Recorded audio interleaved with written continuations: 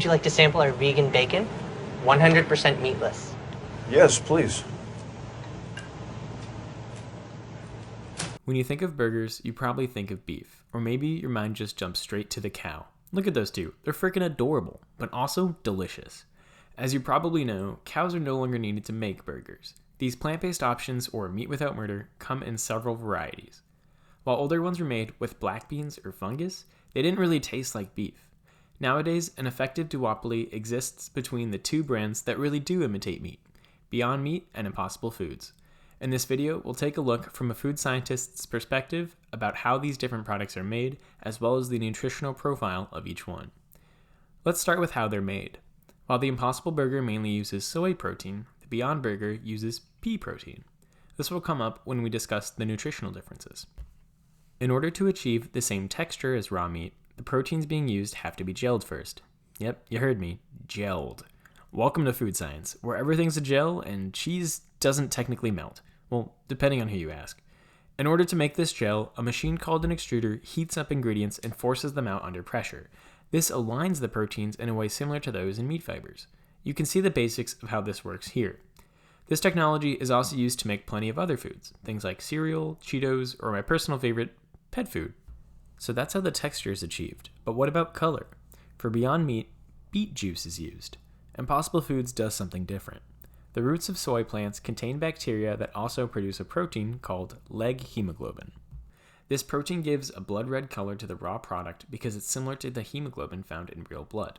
The gene that makes this protein is inserted into yeast cells that make sufficient quantities of it, then is extracted and added to the meat. We can see the differences in color here. This one looks more like raw ground beef, and it's the Impossible Burger. There's one more key element to making a good imitation though: fat. This is tricky. Animal fats are usually solid at room temperature because they're saturated fats. You can see why here. The saturated bonds of beef fat form straight lines that allow for neat molecular stacking.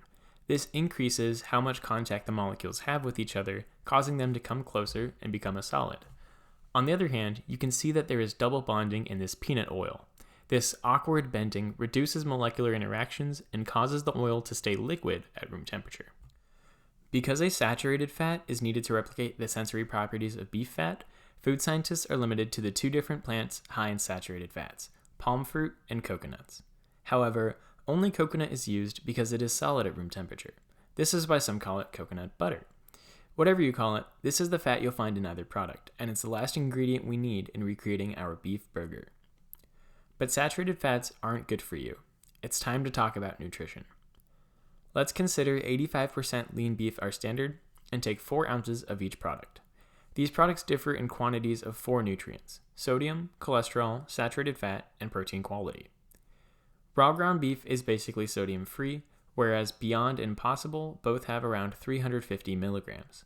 This works out to about 1/8 of a teaspoon or 15% of the recommended daily intake. When you consider seasoned ground beef usually has salt added to it, there isn't much to say about sodium levels. While both vegan options are cholesterol-free, a regular hamburger has 1/4 of the maximum recommended intake of cholesterol, which is quite a bit. For saturated fat, Impossible has the most, at 8 grams. That's compared to 7 for beef and 5 for Beyond. So while the Beyond Burger actually has less saturated fat than the ground beef, the Impossible has slightly more. For a protein to be considered complete, it must have sufficient amounts of the 9 essential amino acids or protein building blocks. While most animal foods have these, they are rare in vegan diets. However, all 3 options are actually complete proteins, though with Beyond, you'll get slightly less. This is due to a lower protein quality in peas.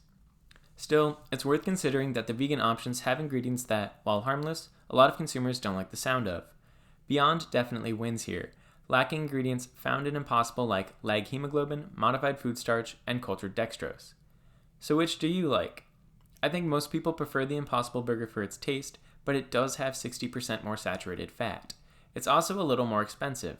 Whichever you go with, at least now you know how it's made. I really hope you found this video interesting and informative. This was my first time editing something, and I look forward to getting better at it.